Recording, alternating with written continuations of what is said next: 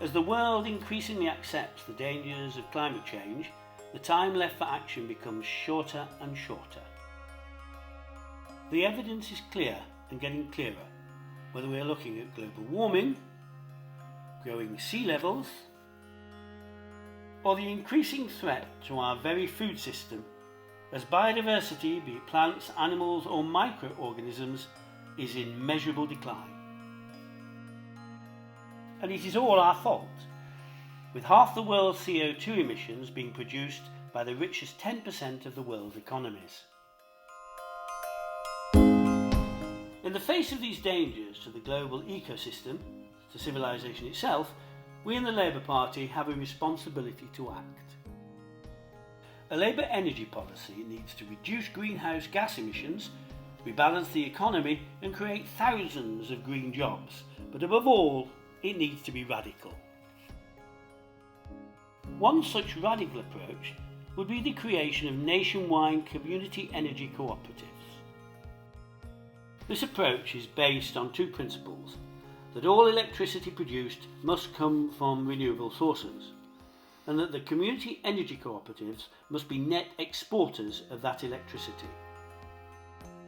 For new build homes, this means they will run on electricity only, they will have efficient insulation, they will have south-facing roofs for solar tiles, they will have a domestic electricity storage system to provide baseload energy for the home, they will have charging points for electric vehicles, and electricity demand not met by domestic solar and storage will be supplied by the community energy cooperative, and electricity created by domestic solar and storage that exceeds demand can be exported to the community. Each community energy cooperative will be commissioned by new build developers, will fit and maintain domestic generation and storage systems, will build and maintain renewable generation, will build and maintain community electricity storage. They will guarantee generation storage capacity exceeds the net demand of any given development, and they will ensure that excess generation goes to local distribution networks or the national grid. And finally, will ensure that any shortfall from local generation and storage will be met from the national grid. The benefits of this would be that every new housing development would be carbon negative, generating more green energy than it consumes, and that every new housing development will help to reduce the greenhouse gas emissions overall. For new build developments, this system can be extended to local social housing by the installation of fully electric cooking and heating systems, improving insulation, installing solar tiles and panels, installing domestic electricity storage, and installing electric vehicle charging.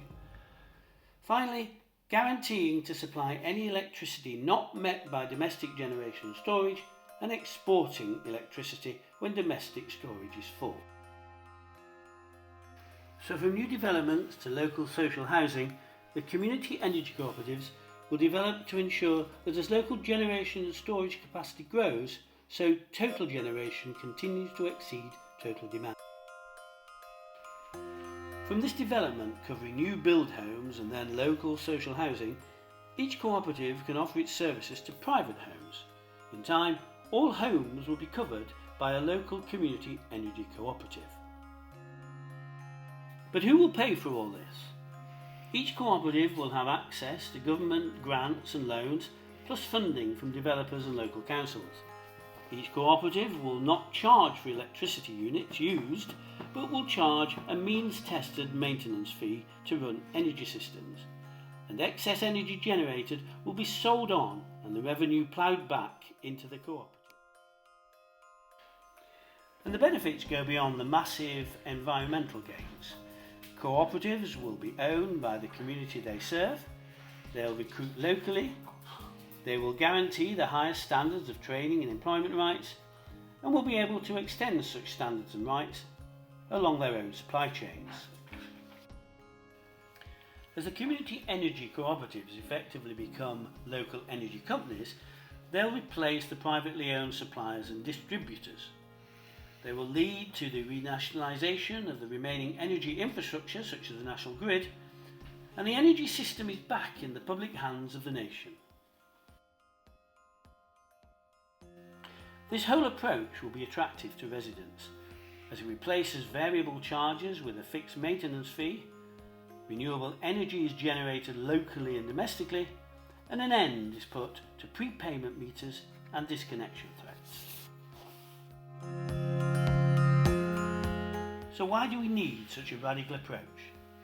It's needed to transform our energy system, to create a sustainable industry with thousands of modern long-term jobs, to involve and engage local communities in the production of their own energy, to reduce greenhouse emissions, to minimise our contribution to climate change, and to deliver green power to the people.